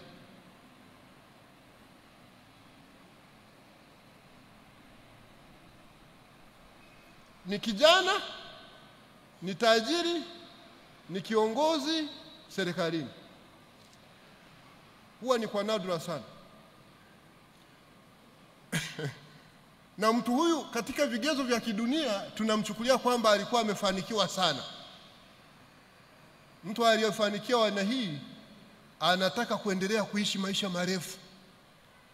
Kinachomsumbua ni uzima sasa, anataka aishi milele akiwa kijana, akiwa tajiri, akiwa kiongozi. Huyu bwana hana mpango wa kwenda mbinguni. Mnapozungumza nyinyi habari za kwenda mbinguni, hana habari hizo. Na hii ndio inatukumba wote. Sasa hii inamsumbua. Anamfuata Yesu. Jamaa anataka baki kijana milele, lakini hapa duniani, yani hata kule yani habari za kuwepo kwa Mungu huko sijui mbinguni, hiyo mbingu hazijui. Na ndio shida tulizo nazo watu wanaodaiwa kwamba wamefanikiwa katika maisha yao kwa hivi vigezo. Unaweza kumkuta mtu ni maskini tu kama mimi hapa, nina bidii kwenye ibada. Kila shughuli nipo na ibada nipo.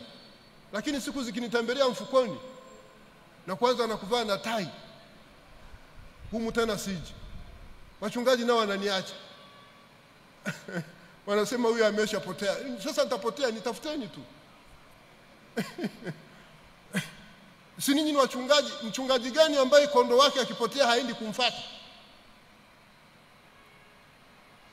There is a paradox. There is a paradox here. The more we become successful, the more we drift away from the source of this success. Tunaishi pale that parallel mbili. Na wakati fulani tunadhani kwa haya tunayoishi, ndio maana nimeanza na ile katiba ya Mungu.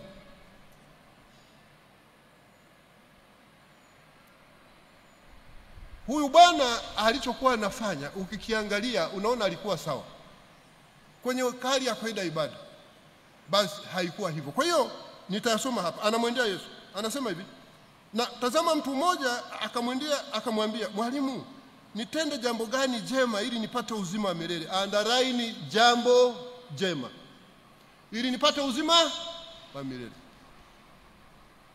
Akamwambia, kwani kuniuliza habari za wema? Yesu anamuuliza, kwa nini kuniuliza habari za wema? Hapa tutajifunza pia wema ni nini. Aliye mwema ni mmoja, lakini ukitaka kuingia katika uzima Mungu anamwambia, Yesu anamwambia ukitaka kuingia katika uzima, hamwambii uzima wa milele. Anamwambia aliye mwema ni nani? Ni mmoja. Lakini ukitaka kuingia katika uzima, hamwambii uzima wa milele ambao huyu kijana anataka. Pengine anamwambia ukitaka kuendelea kuwa mzima, ukitaka kuendelea kuwa hai. Na hapa anamwambia huo uzima wa milele lazima upitie kwanza mbinguni, ndiko unaingia. Huyu anataka bakie hapa akiwa milele. Lakini ukitaka kuingia katika uzima, zishike amri, yani hizo sheria nimeshawasomea, ambazo ndio katiba ya Mungu, hizo sheria mbili. Sasa huyo bwana anamuuliza, akamwambia mstari wa 18, zipi? Yesu akasema ni hizi: usiue, usizini, usiibe, usishuhudie uongo, waheshimu baba yako na mama yako, na mpende jirani yako kama nafsi yako.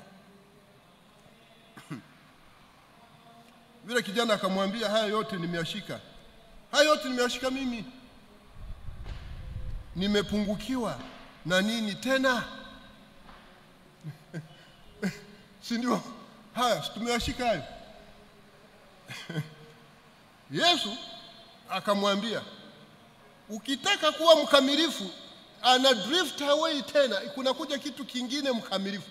Ameacha habari ya wema, amemwambia mwema ni moja tu, ni Mungu. Habari ya uzima wa milele, Yesu amesema ukitaka kuingia katika uzima, sio uzima tena wa milele. Alafu anasema kuna amri hizi hapa, uzishike amri. Yeye anasema zipi tena hizo amri? Alijihakikishia kabisa kwamba hizo amri amezishika. Na kweli alikuwa amezishika, lakini kwenye a wrong conception or perception. Sasa Yesu akamwambia, ukitaka kuwa mkamilifu, hizo amri hizo pengine tumezishika. Inawezekana hamuzini, inawezekana hamuibi, yale orodheshwa hapa. Inawezekana hamsemi uongo. Inawezekana hamuui. Inawezekana mnaheshimu wazazi wenu. Kuna moja sitaisema ambayo imetushinda sana, na kwa hii ndio tunakuwa tumeshindwa na ile ya kwanza. Kwenye ile context ya wana wa kwanza, ile Yohana barua sura 4 mstari wa 20 na 21.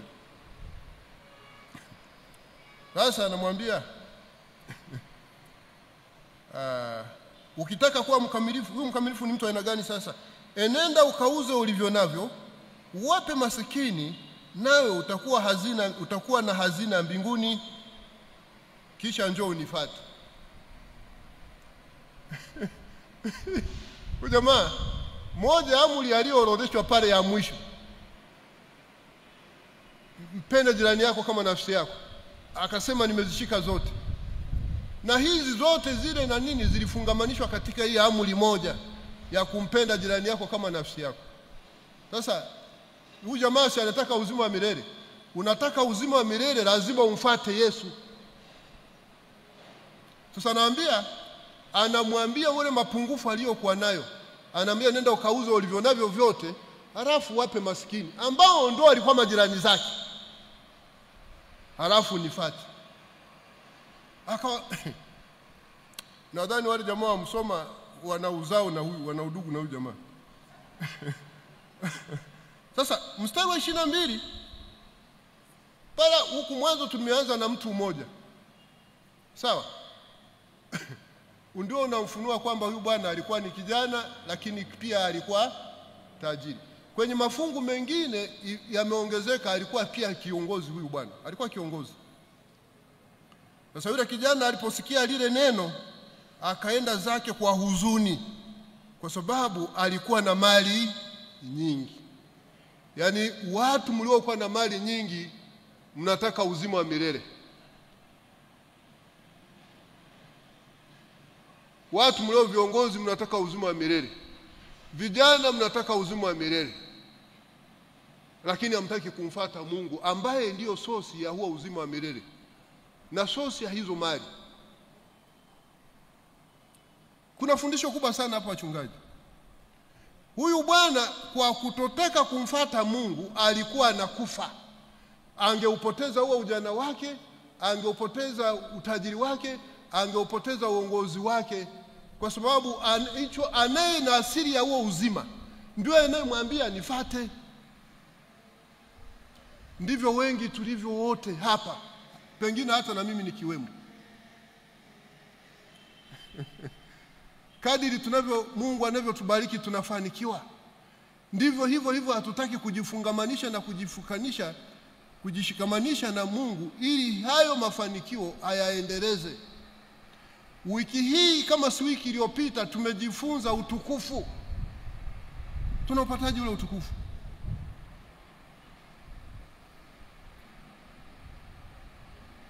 Maana hata Musa alivyomuuliza Mungu anataka kumjua, yeye Mungu alimuonyesha wema wake, akasema wema wangu huu ndio utukufu. Tumejifunza wiki hii. Niombeeni sana. Tunapotaka mafanikio watu wa Mungu, iwe ni mali kama alivyokuwa huyu kijana, iwe ni madaraka ya kiongozi kama alivyokuwa huyu kijana, iwe ni ujana kuendelea kuwa na afya njema, lazima tuendelee kujifungamanisha na Mungu na kumfuata. Kumfuata yule kijana alikuwa na Yesu pale. Hatumuoni Yesu leo. Tunamwona Yesu katika neno lake na katika uongozi wa Roho Mtakatifu. Ukimfuata, ukinipenda utalishika neno langu. Si ndio tunasoma huko? Si ndio? Au amri zangu. Yohana 14 mstari wa 23 na 24 inasema nini? Au Yohana 15 mstari wa 7. Tunamfuata leo Yesu kwa neno lake. Hapo mwanzo kulikuwepo neno, na neno alikuwepo kwa Mungu, na neno alikuwa Mungu. Hakuna kilichofanyika pasipo yeye. Yeye ndiye aliyeumba vitu vyote. Ndani yake ndimo kuliko kuwa na uzima. Na nuru yang'aa, giza halikuiweza. Mstari wa 14 niko Yohana sura ya kwanza. Mstari wa 14, neno akafanyika mwili akakaa nasi tukaona utukufu wake. Kama mwana atokaye kwa Mungu, amejaa neema na kweli. Lakini Mungu pia hufanya kazi kupitia kwa watu. Nani amewahi hapa kukutana na Mungu hapa? Ndio maana aliweka wahudumu. Wote tumeitwa kuwa watumishi, kila mmoja kwa mwenzake. Hautaki haiwezekani, utazeeka tu haraka kama mimi. Mimi nilikuwa na baby face. And I was handsome then. Sidhani kama nimebaki hivyo. Utakuwa na makunyanzi. Hata kama watu wa Dar es Salaam wale wanajidanganya kwamba uzee unaishia Chalinze, they are just waiting the time. Dar es Salaam, Pastor Makaronge, kule Dar es Salaam wanamsema kwamba uzee unaishia Chalinze. Hivi pale Dar es Salaam mnamuonaga Pastor Mamba pale. Hivi pale Dar es Salaam hakuna wazee? Wewe utawakuta wako pale Sinza wanajipodoa hivi na nini. Uzee upo tu. Sasa tumehamia hapa Dodoma, sasa sijui utaishia Chalinze ya Dodoma, hata mimi sijui. Kama tunataka kubaki vijana, maana yake ni kwamba tuishi umri mrefu, lazima tumfuate Mungu, tumtii katika kuzingatia ile katiba yake na kwa ibada zake zote zile mbili. Na ile katiba ile ibara ya kwanza ya kumpenda Mungu na kumfanya wa kwanza katika maisha yetu, ambao ninyi Waadventista wa Sabato mpaka mna kauli mbiu inayosema Mungu kwanza, mengine baadaye, inatekelezwa kupitia kuitekeleza hii ibara ya pili ya kumpenda Mungu wako kama mpende jirani yako kama unavyojipenda wewe nafsi yako. Huyu bwana kwenye katiba alishindwa. Alikuwa ampendi Mungu kwa sababu Mungu aliponiambia nifuate, yeye akaondoka akaenda zake. Alikuwa anampenda wapi? Alipomwambia uze mali zake wape maskini wale ambao ni majirani zake ambao alidai amewapenda, naye akaondoka hakuuza hizo mali. So he was a failure. Napozungumza kwamba hii amri ya kwanza inatekelezwa kupitia amri ya pili, msome barua ya kwanza ya Yohana sura ya 4 mstari wa 16 inayosema Mungu ni upendo. Alafu mstari wa 20 na 21 inayosema anayejifanya anampenda Mungu wakati ambaye hata hajawahi kumwona, anayemchukia ndugu yake huyo ni mwongo, kweli haiko ndani yake. Je, Torati haikuandika kwamba ampendaye Mungu na ampende na jirani yake?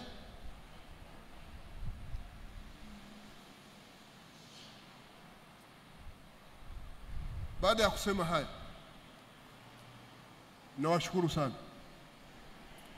nawashukuru sana kwa kuendelea kwa waaminifu kwa Mwenyezi Mungu, hata kutenga muda wa kuja kwenye ibada. Wajibu wangu leo mimi ilikuwa ni wakukumbusha ninyi wajibu wetu kwa Mungu na kwa binadamu wenzetu. Nimeanza kwa kutangulia kutambua umuhimu wa madhehebu ya dini na dini katika ustawi wa taifa. Hawa wa dini kwa dini zote wamekuwa wapatanishi wa watu na watu wenzao. Tunapokuja kwenye nyumba za ibada ndio tunaambiwa usiue, usiibe, usizini. Mtu akizini na mke wa mwenzake si wanagombana baadaye anamuua. Nilikuwa jaji hapa, nimefunga watu wengi sana hapa kwa hivyo vitu. Usiseme uongo. Nani anapenda kuambiwa uongo? Waheshimu wazazi wako upate heri na kuishi maisha mengi duniani. Hapa ndipo tunapofundishwa ile amri ya 10, wivu, acha wivu. Huku ndiko tunakofundishwa kumcha na kumwabudu Mungu wa kweli aliyeumba mbingu na nchi. Huku tukifanya kazi kwa ajili ya mali zetu. Kwa hiyo madhehebu ya dini yana mchango mkubwa sana katika kudumisha amani katika jamii, usalama katika jamii, maadili katika jamii na umoja wa kitaifa kama ilivyoandikwa kwenye ibara ya 19 ibara ndogo ya 3 ya Katiba ya Jamhuri ya Muungano wa Tanzania. Ndio maana wakati sisi wengine tunapopata fursa kama hizi tunakuja kuchangia ili kusaidia hawa wanafanya kazi sasa pia na serikali. Na maana serikali nayo tunaambiwa ni mtumishi wa Mungu. Tunatofautiana tu. Mimi niko kule mahakamani, ni utaratibu tu tofauti. Mimi wakileta hawa arifu nitawahukumu kule mahakamani, na wengine walio na mambo mengine. Lakini ninyi mnatubadilisha kwa maneno, kutumia vitabu vyetu vya dini, na wakati fulani mnatubadilisha kwa nyimbo, kwa mafundisho, kwa mahubiri. Sisi kule tunawabadilisha kupitia sheria, lakini wote lengo letu ni moja. Kwa namna hiyo amani inadumu, usalama katika jamii unakuwepo, maadili ya jamii yanadumishwa, umoja wa kitaifa unakuwepo, taifa linasitawi, watu wanabaki kuwa moja wakishiriki shughuli zao za kisiasa, za kiuchumi na kijamii kwa ufanisi ipasavyo kwa ajili ya maendeleo yao. Na ndio maana nimekuja mimi kuungana ninyi. Mimi hupenda kufanya ibada kwenye makanisa madogo madogo yale ili tusaidiane kazi ya Mungu. Hii mimi ningesuni kana Dodoma Hotel, nikaa navuka hapa naenda kule Irazo. Tukafahamiana na Pastor Mungongo. Na hata hivyo nadhani nirudi tena Irazo tuendeleze kazi ile pale. Maana hii huko Msangalale ilishaisha. Kwa madhehebu ya dini ni taasisi muhimu sana. Rais anazindua dira hapa. Dodoma, Dira ya Taifa ya Maendeleo 2050. Kwenye hotuba yake aliomba madhehebu ya dini yashirikiane na serikali kuhimiza maadili ya jamii. Na yale yaliyoorodheshwa katika ibara ya 19 ibara ndogo ya 3 ya Katiba ya Jamhuri ya Muungano wa Tanzania ndio hayo maadili ya jamii. Sisi kati yetu hapa nani anahimiza mtu azini na mkewe na mke wa mtu na mume wa mtu? Kati yetu hapa nani anahimiza mtu asiwaheshimu wazazi wake? At least mimi sijui madhehebu yote hapa Tanzania najua makubwa mawili. Pengine sidhani kama kuna dhehebu linalohimiza watu wengine waue wenzao, wengine wao waongo, wengine wasiishi na wenzao kwa upendo.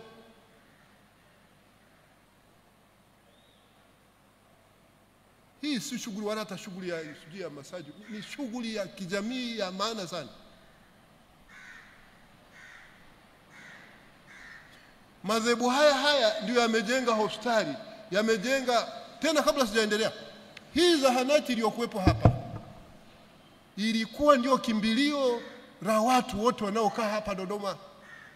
Hata mashirika ya umma kama TANESCO na nini walikuwa wanapata huduma zao hapa.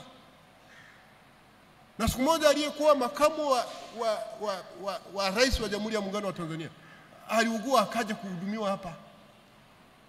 Na ninyi wa Sabato hii njozi imepeleka wapi? Anzeni kujenga mahospitali.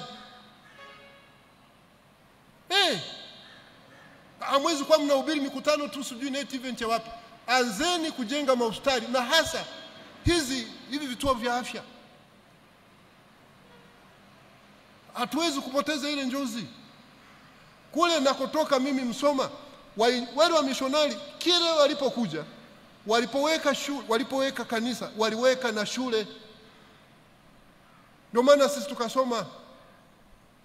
Kama hawakuweka shule, sehemu nyingine waliweka zahanati. Huo muda kipindi cha zahanati kimeshapitwa na wakati. Tujenge vituo vya afya. Tuokoe watu. Kuna faida nyingi sana. Jengeni na hospitali, jengeni na mashule, jengeni na vyuo vikuu. Vyuo vikuu tulivyo navyo tuviendeleze. Kanisa la Adventista wa Sabato ni moja ya makanisa yanayoheshimika duniani kwa kuwa na taasisi bora za tiba, mahospitali na vyuo vikuu. Elimu. Data zipo kwenye mitandao, nendeni msome. But we have drifted away. We have left behind this noble dream for what a trivial cause. Na ni lazima tushike ardhi kwa ajili ya hivyo vitu. Na hata walioweka buni hili la Dodoma Adventist Polytechnic, mimi napongeza na Mungu aendelee kuwabariki sana. Ni lazima tujitahidi, na hii kazi tutaifanya sisi wenyewe. Kama serikali itakuja kutusapoti kwa sababu inaona hao jamaa akili zao ni nzuri. Na uwezo wa kuifanya hii kazi tunao, sio kufuga vipara. Uwezo tunao, hela zetu tunazitumia vibaya. Tumeweka kwenye misplaced priority. Ndio hiyo tunafanya vitu vingine sasa kuchukua nafasi ya Mungu. Kama maandama yale tunaabudu. Yaani mali zetu tunapeleka vitu ambavyo haviwezi kusaidia chochote. Yule ndama wa dhahabu, akili zetu sijui binadamu zinakuaje. Wewe mwenyewe umemtengeneza huyo ndama, alafu unampigia magoti, eti unasema mimi ndio umenitoa Misri. Pale mali na vipaji tulivyo navyo na karama tulivyo navyo, tunapokuwa tunazitumia kwa vitu ambavyo havitekelezi ile katiba ya Mungu ya kumpenda Mungu na kuwapenda jirani zetu kama nafsi yetu, tutakuwa hiyo tunavyovipenda ndio umechukua nafsi ya Mungu. That is idolatry. Baada ya sanamu hiyo, kwa sababu imechukua nafasi ya kwanza ya Mungu. Mimi eti unasema na cheo gani hicho? Yaani mimi hapa nijivunie eti usina cheo. Cheo gani ambacho siwezi kumtambua Mungu? Angekuwa bwana mmoja na mhifadhi kwa manufaa ya umma hapa eti kwa sababu yeye ni jaji mkuu wa Tanzania asingekuja hapa. Subutu, mimi nifikaje hapa bila Mungu? Na maombi ya Tanzania wote hao wanaoniombea hapa. Alafu leo niwe jaji mkuu afu nijifanye eti nimekuwa jaji mkuu. Jaji mkuu wapi? Na nini watu wamsoma sijui akili zenu ziko wapi? Yaani mimi kuja kuhimiza mambo hapa ustawi wa taifa eti cheo cha jaji mkuu kinapotea. Mungu akili ya zamani hii, Mungu akiwabariki mnamfanya Mungu second sijui nini. Acheni hiyo kitu.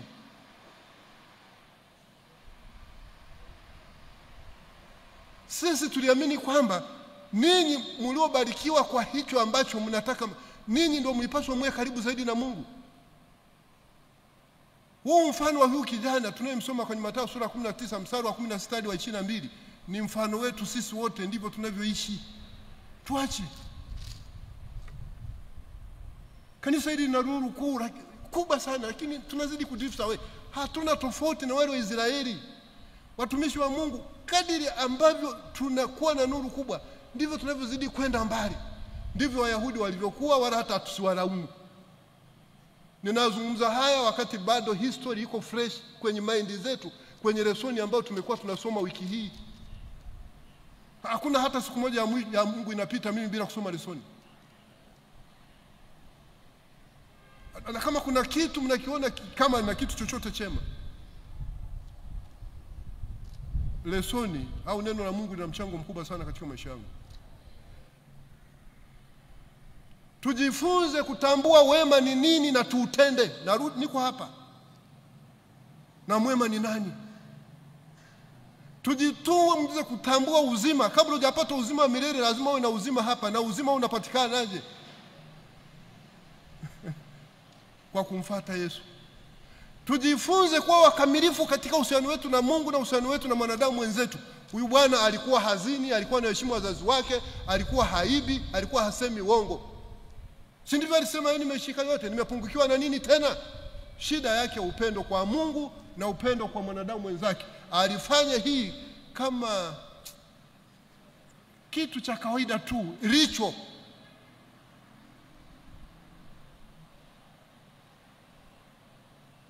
Wengi wetu hapa tunayatimiza haya, isipokuwa hiyo amri ya pili. Hapo ndo kuna changamoto.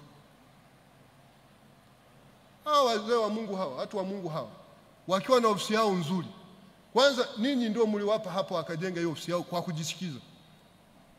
Walikuwa na viwanja vyao kwa Itega wakakamata wanajenga sasa.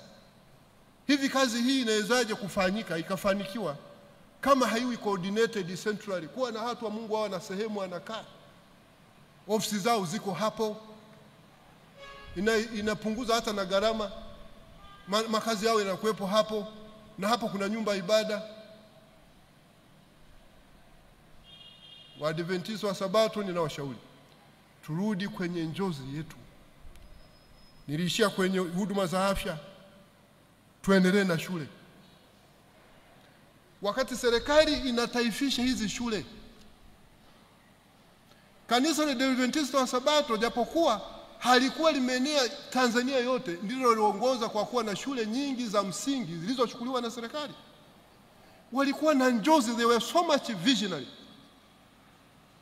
Baada ya serikali kuruhusu haya mashule na nini, tunasuasua. Hata uendeshaji wa mashule yetu umekuwa sio mzuri. Tuache hiki kitu jamani, naombeni sana. Tutakuja kuwa redundant, tutabaki na neno la Mungu hili, nani atakayelifuata ambalo halina tangible evidence. Na hii tutabadilika tu kama tutaasisi waumini tutaambiwa ukweli. Ukweli ndio unaoponya. Watakase kwa ile kweli, neno lako ndio kweli. Tutakuwa na relevance katika taifa hili, kwa sababu hata wakituona kama ni watu wa serikali, wanasema jamaa, it is a force to reckon with. Wana mashule, wana vyuo vikuu vyao vizuri, wana hospitali, wana taasisi kama hizo polytechnic huko, wana miradi wanaendesha ya kama mashamba darasa ambako watu wanaenda kujifunza ufugaji wa nyuki, watu wanaenda kujifunza uvuvi, hata kwenye mabwawa na uvuvi wa vizimba kule Ziwa Victoria na Kigoma huko. Naona na Waha wengine wako hapa wananitazama. Alafu ninyi Waha mambo ya kunikodolea macho.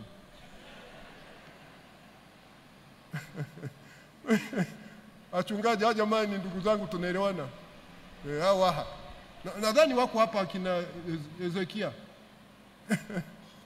Unaona, watu watajifunza kilimo.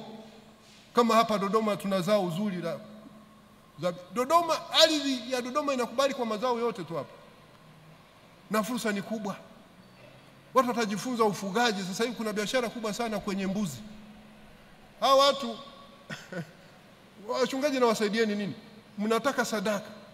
Msipowaambia hao jamaa namna ya kupata hizo mali ili walete sadaka hapa, mtapiga kelele, mtaanza kuleta na mbinu nyingine za kuchangisha ambazo ni sio za Kikristo. Mtaanza kuwekea watu na magoli. Alafu kishaanza kumwekea goli anahama hapa anaenda kusali Msangalale.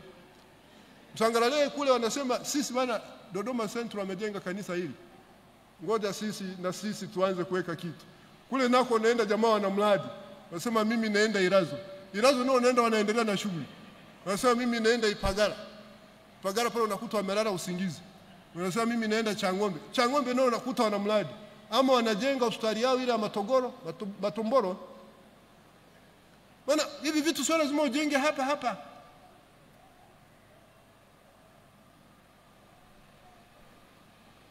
Sasa kama kanisa hatuwezi kujenga, basi sisi miongoni mwetu mnaweza mkaungana mkajenga hiyo shule, hospitali. Ama wewe moja ukajenga tu, ukaiendesha kwa maadili ya Kiadventista ya Sabato. Na nachushukuru hawa watu moja wameanza. Lakini kuna protection kubwa sana kwenye property za organization kuliko za individual. Madhehebu yanaaminika, yanaheshimika kuliko sisi individual persons. Kwa hiyo niwaalike ndugu zangu, mimi wala hata sitabembeleza mtu aje atoe hapa hizi hela.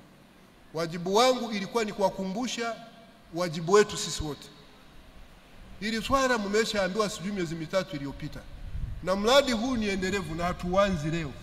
Na mchungaji Mvanga ametusomea ripoti fupi hapa so far kilichofanyika na zinazohitajika ni kiasi gani. Ninawaalika mtu kadiri alivyobarikiwa na Mungu. Yule ambaye pengine alishatoa kwenye benki anaweza akaleta hapa ile slip inaitwaje, pay slip kwenye bahasha yake, ili awarahisishie makarani wa kanisa kuliconsaili hesabu zao kule ndani. Wale ambao wamekuja nazo zitoweni. Na wale ambao baada ya kusikia ujumbe huu ulioletwa kupitia kwangu mimi mtu dhaifu sana, watazitoa leo hizo walizokuja nazo, lakini wanataka kwenda kuongeza kwa sababu mradi unaendelea. Mtaenda mtatoa hizo mlizoleta leo, lakini kama mnataka kuongezea mtaenda tena mtaleta, si iko kwenye account, una deposit kwenye account, ndio unaleta hapa pay slip.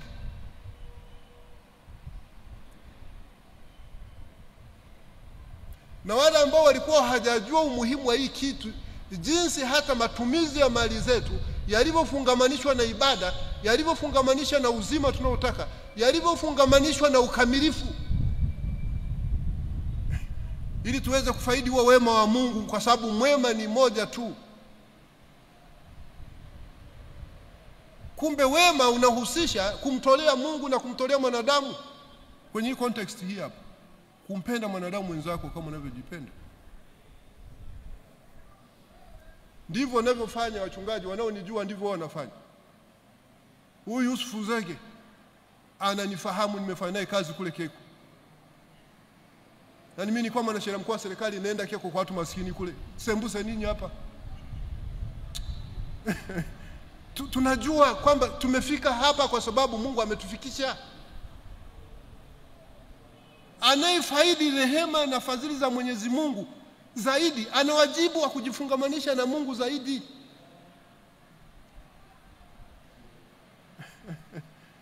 Mimi najua imefika hapa si kwa sababu ya uwezo wangu mimi peke yangu, ni kwa sababu ya rehema na fadhili za Mwenyezi Mungu. Mungejua ninavyopigwa vita na nilivyopigwa vita katika taifa hili, ninyi msingejua.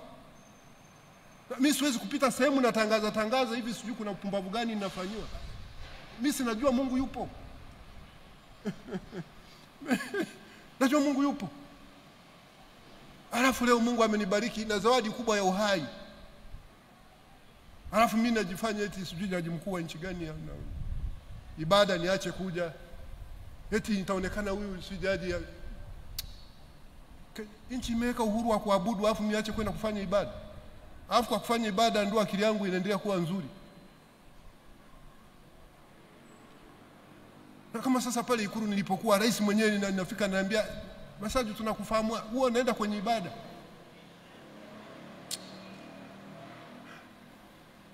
angekuwa wenzangu na mimi wale nao wafahamu ambao nahifadhi kwa manufaa ya umma.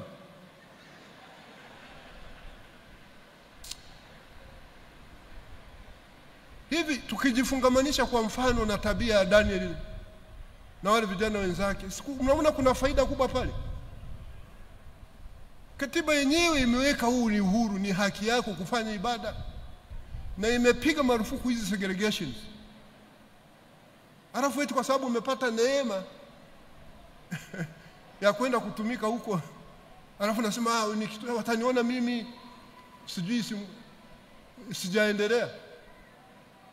Na hao watu wamsoma muwasaidie sana. Mimi ndo nawajua, ndo naongelea. Sasa nitaongelea namna gani? Maana ndo nawajua, na mimi mwenyewe siwezi kuongelea watu wanaotoka Same wala Mbeya. Mimi nazungumzia uzoefu wangu. Alafu wewe msafiri, naona akili yako imeanza kuwa nzuri. Nimeambiwa umesimamia vizuri mradi huu, Mungu ataendelea kukubariki sana. Siku moja uliniambia utanialika tuje tushirikiane ukaishia mitini. Kwa sababu hii mambo yenu ya kutumia hela zenu ovyo ovyo kwa mambo yasiyokuwa na maana, mlijua mzee tukimleta hapa atatusema. Na neno la Mungu haliwezi likaenda hivi.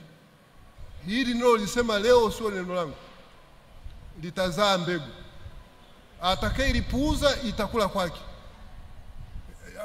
Sio not matter of time.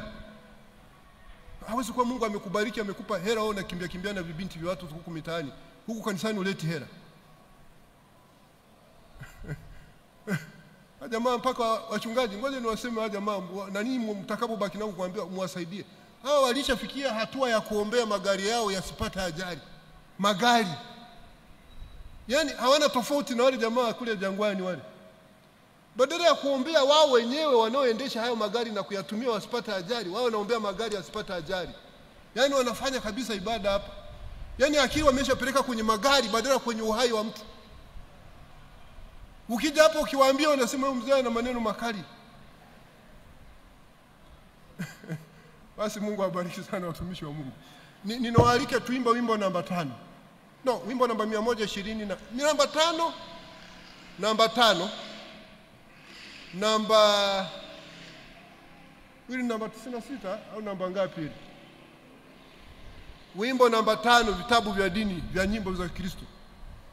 Alafu tutaimba na wimbo namba 128. Wakati mnanyanyuka tutakuwa tunaimba hizo nyimbo, isipokuwa wanakwaya na zile sijui praise team. Tunakuja kuleta sadaka zetu hapa.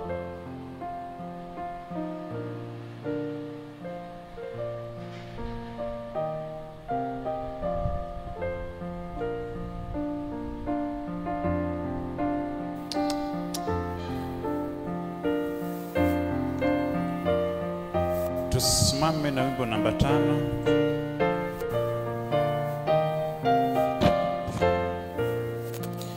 Na tumwabudu ya mfalme. Tafadhali susha kii kidogo, wimbe kwa juu kidogo, kidogo.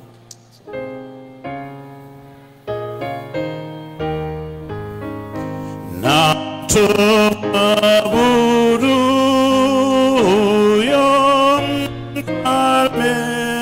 sifa za nguvu zake zivume, ni ngao ni ngome yeye milele, ndizo sifa za. Katikati yetu kuna mashemasi wana bahasha. Kama unahitaji bahasha, tafadhali mashemasi wapatieni bahasha. Tazameni ulimwengu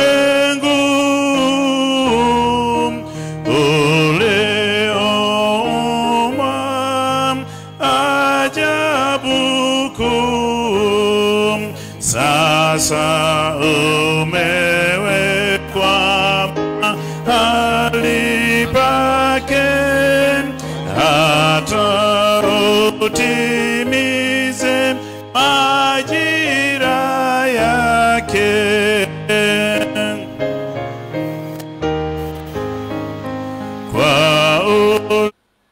ninapoenda kuhitimisha huduma hii kwa sehemu yangu mimi, maana shughuli inaendelea, ninawarejesha sura ya 12 ya kitabu cha Yohana Injili mstari wa 26 ambayo naifungamanisha na Mathayo sura ya 19 mstari wa 16 na 22 tuliosoma kuhusu yule kijana. Katika sura hii Yesu anasema, mtu akinitumikia na anifate. Kama alivyomwambia yule kijana tajiri na kiongozi serikalini. Nami nilipo ndipo na mtumishi wangu atakapokuwepo. Sisi sasa tunatumika hapa duniani, lakini hatima yoyote tutaungana naye. Maana naye alisema msihuzunike. Yohana sura 14 ile, naenda kuandalia makazi ili mimi nilipo hatimaye na ninyi muwepo.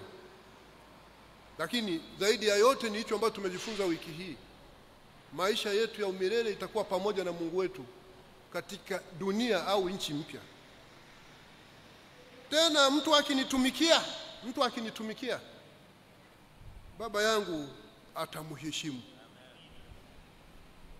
Tuna siri ya mafanikio. Mungu anachosema, kukuheshimu kwake ni kukuthamini, kukujali, atakulinda katika muktadha wa pambano kuu, kwa sababu uko pande wake, anakuheshimu, ni wa thamani upande wake. Sio kwamba yeye ndo atakuwa anakuja kukupigia magoti au kukunyekea. Ni wa thamani, uko upande wake, atakujali, atakulinda. Tunaishi katika ulimwengu ambao umekumbwa na vagaries of weather za danger, za hatari. Maradhi yapo mengi, matetemeko yapo, vita na matetesi ya vita vipo, tunaona majanga yapo. Nazungumza kwenye context ya Mathayo sura 24. Sisi hapa ni tumempa Mungu kitu gani mpaka tuendelee kuwa hai katikati ya maradhi yote haya, katikati ya hizi hatari zote? Wakati fulani nikiwa Dar es Salaam na sari ya kanisa la Kunduchi, tulikuwa na mzee wa kanisa pale, Dr. Chauka, amegongwa na pikipiki, wamezika nadhani jana. Maisha yetu are not so much secure. Hakuna mtu anayeweza, na kitu tunachokitaka sisi ni uzima. Hakuna mtu ambaye ana garantia uzima ya uhai wake. Huyo ni daktari, ameondoka tena kwa kugongwa na pikipiki. Wachungaji mnatufundisha kiburi cha uzima. Kiburi cha uzima kisitutenganishe na Mungu. Mungu anavyotufanya hivi tusiwe na kiburi cha uzima. Zaburi 103, rehema na fadhili za Mwenyezi Mungu. Na kama si kwa rehema hizi sisi tusingekuwepo.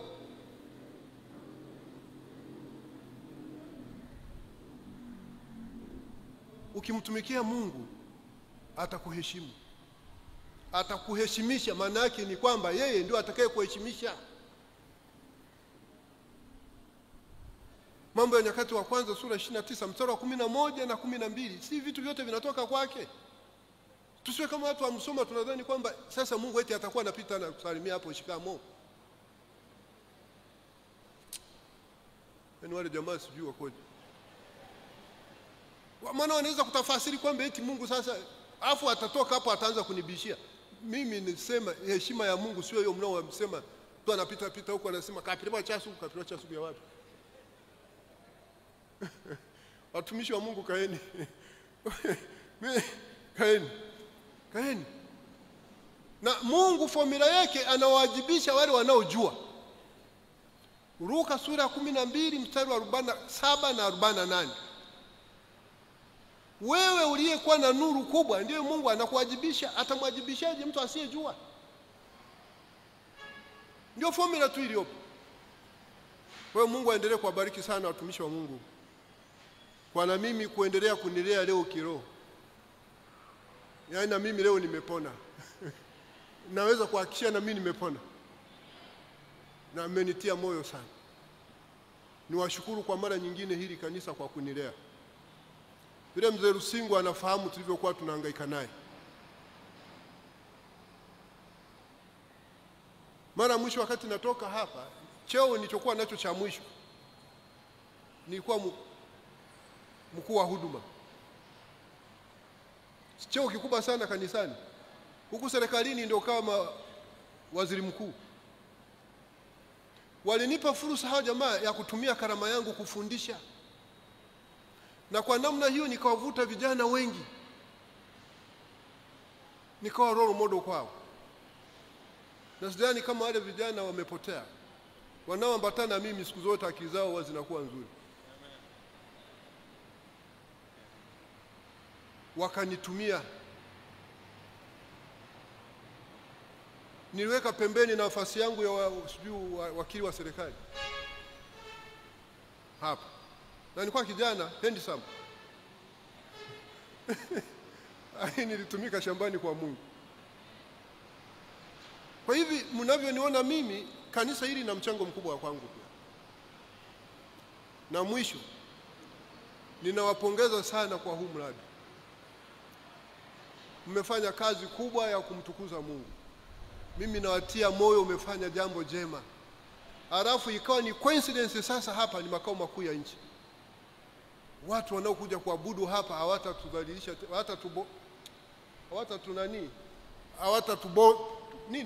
tubeza. Ili jengo litakapokuwa limekamilika. Lakini mimi kama kawaida yangu hupenda kujifungamanisha na watu wa kawaida. Kwa hiyo nitaendelea kusali huko mitaani. Ila mkisema mtumishi wa Mungu njoo hapa tuwe unatukumbusha kweli za Mungu, nitakuja. Mungu awabariki sana. Mungu awabariki sana watumishi wote tulioko hapa, wote. Wageni wetu wote. Lakini waombe wale ambao watapenda pia kutoa ahadi. Toeni. Hii shughuli inaendelea.